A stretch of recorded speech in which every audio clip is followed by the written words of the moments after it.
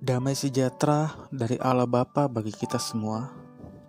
Renungan pagi ini diberi judul Menyembah Allah yang Benar, dengan pembacaan Alkitab dari Kejadian pasal 1 sampai dengan Kejadian pasal 2 ayat 3.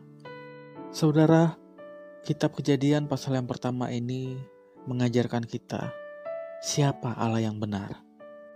Jika kita melihat dari konteks penulisan kitab ini, maka kita harus memahami logika pada masa Musa menuliskan kitab ini.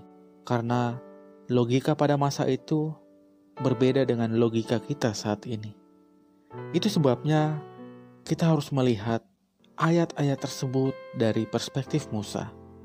Konteks dalam kitab ini menunjukkan bahwa bangsa Israel telah keluar dari tanah Mesir setelah diperbudak lebih dari 400 tahun. Selama lebih dari 400 tahun, baik pola pikir, gaya hidup, kebiasaan-kebiasaan telah tertanam, telah bercampur dengan budaya, tradisi, dan kepercayaan bangsa Mesir. Itu sebabnya apabila kita melihat Kejadian ayat 1 dan ayat 2, Musa menjelaskan akan situasi yang ada. Pertama, Musa menunjukkan bahwa sumber dari segala sesuatu itu adalah Allah. Allah lah asal dari segala sesuatu. Dan Allah itu telah ada bahkan sebelum waktu ada. Karena kalau kita lihat di ayat yang ketiga, keempat, dan kelima, pada saat itulah waktu atau periode itu ada. Pada mulanya Allah menciptakan langit dan bumi. Sedang digambarkan oleh Musa seperti ini situasinya ketika Allah menciptakan langit dan bumi. Pertama, bumi belum berbentuk dan kosong. Belum berbentuk ini dalam pemahamannya adalah kacau dan tidak beraturan dan kosong. Gelap gulita, kepekatan menutupi samudera raya, dan roh Allah melayang-layang di atas permukaan air. Begitu kita masuk ke ayat yang ketiga, berfirmanlah Allah, jadilah terang, lalu terang itu jadi. Allah melihat bahwa terang itu baik, lalu dipisahkannya terang itu dari gelap. Dan Allah menamai terang itu siang, gelap itu malam, jadilah petang, dan jadilah pagi. Itulah day one, hari pertama. Kenapa disebut hari pertama? Karena pada saat itulah waktu atau periode itu dimulai. Jadi kita dapat melihat dalam hal ini Allah berada di luar waktu. Karena Allah lah yang menciptakan waktu. Lalu mengapa pentingnya penciptaan pertama itu adalah waktu? Karena sekali lagi kita harus melihat logika Musa ketika menuliskan kitab ini. Latar belakang penulisan Musa bahwa alam raya yang dipenuhi oleh segala benda-benda di langit, di bumi, yang dipahami oleh orang-orang pada masa itu, baik langit, bintang, bulan, matahari, gunung, padang, sungai, siang, malam, bagi bangsa Mesir, yang menguasai dan mengatur semuanya itu adalah dewa-dewa. Bangsa Mesir memiliki banyak sekali dewa. Dan untuk yang menguasai waktu, salah satunya adalah dewa Ra. Dialah penguasa waktu, penguasa siang. Salah satunya. Itulah alasannya mengapa Allah melalui Musa menuliskan siapa Allah yang benar yang menciptakan dan yang mengatur waktu. Agar umat Israel yang selama ini, yang pikirannya telah terkontaminasi oleh keyakinan dewa-dewa Mesir, itu dapat mengenal Allah yang benar dan menyembah Allah yang benar. Demikian juga seterusnya kita melihat di dalam kitab Kejadian pasal 1, setelah dimulai hari pertama, kemudian Allah mulai dengan jadilah cakrawala di tengah segala air yang memisahkan air dari air.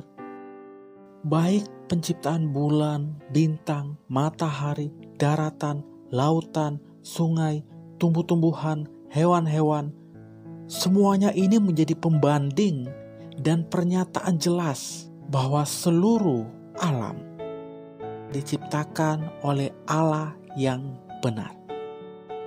diciptakan oleh satu-satunya Allah yang tidak terbatas. Musa menunjukkan bahwa alam raya ini berada di bawah kedaulatan Allah. Karena semuanya itu diciptakan, diisi, dibentuk oleh Allah. Dan bukan oleh dewa-dewa yang dikenal oleh orang Israel ketika mereka berada di tanah Mesir.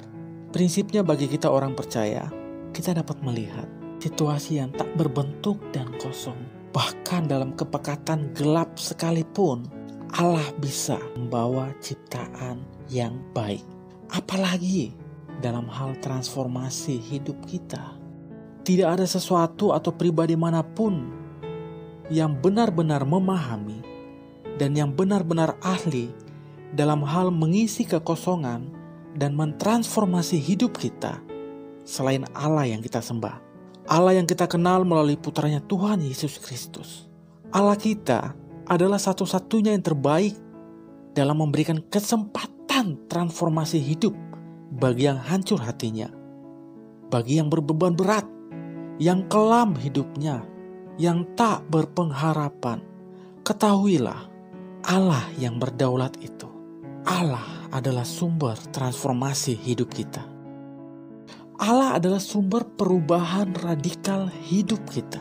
Luka hati akan terobati, hubungan yang retak akan kembali menjadi baik. Ketakutan dan putus asa akan berganti menjadi keyakinan dan berpengharapan. Selanjutnya kita melihat dalam ayatnya yang ke-26, ke-27, 28, dan 29, bagaimana Allah merancangkan untuk menciptakan manusia. Baiklah kita menjadikan manusia menurut gambar dan rupa kita.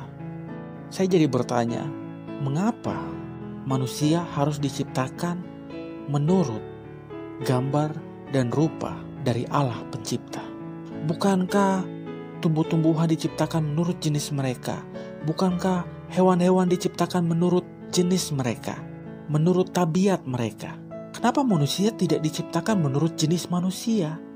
Dalam hal ini, Alkitab jelas menunjukkan agar manusia hidup selaras dengan kehendak Allah, memahami kehendak Allah dalam hidupnya, tidak hidup menurut kehendak manusia seperti yang dilakukan oleh ciptaan lainnya. Hewan-hewan hidup menurut jenis tabiat mereka. Kita sebagai manusia yang telah diciptakan menurut gambar dan rupa Allah, kita harus sadar bahwa kita harus mencari apa yang menjadi kehendak Allah dalam hidup kita. Kita tidak bisa hidup menurut kehendak kita sendiri, sebab kita tidak diciptakan untuk itu. Dalam Kejadian pasal 1 ayat 31, dari penciptaan pertama sampai penciptaan ke-6, Allah melihat bahwa segalanya itu sungguh amat baik. Bahwa segala karya dan rancangan Allah adalah sungguh amat baik. Mungkin saat ini kita tidak mengerti akan kondisi seperti ini. Mungkin kita tidak paham mengapa doa-doa kita tidak terjawab. Mengapa penderitaan tidak kunjung berakhir?